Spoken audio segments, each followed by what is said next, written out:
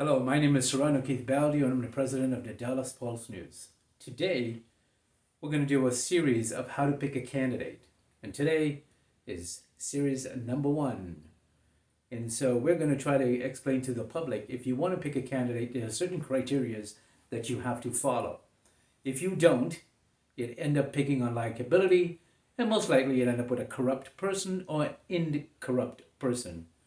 So let me explain to you in part 1 of this series on how to pick a candidate, what happens.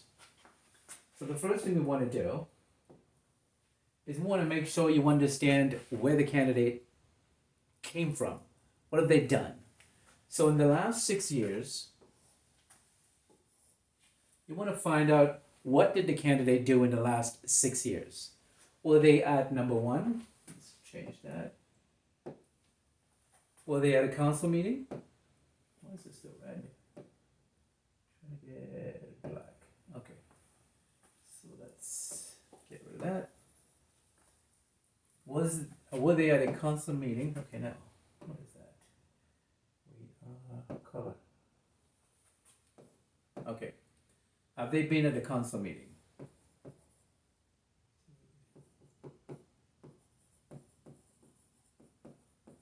Okay. The reason for this is if a candidate is at a council meeting, it shows that they have interest in government, they have interest in what's going on, and they have the ability to spend a time as a council person as if you're in the audience. Okay, that's number 1. Number 2 is, have they been to any public meetings? Okay, in public meetings. The reason for this is sometimes the government does meetings in the public.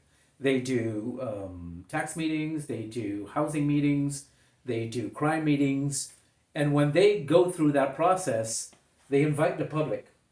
If that candidate has never been to any one of the public meetings, they're already a bad candidate. Okay? Number 3, and this is one of the most important ones. Have they been to a budget meeting? Okay? The reason for this is the budget is the most important thing that a candidate can know about. It is where your taxes come from, it is where crime is dealt with, it is where ordinances and laws and resolutions and bondings and proclamations, all of these things, moving money from one department to another, initiating laws that may affect state or federal law. That budget can, everything that happens in the city is in that budget. So you have to make sure that your candidate goes to the budget.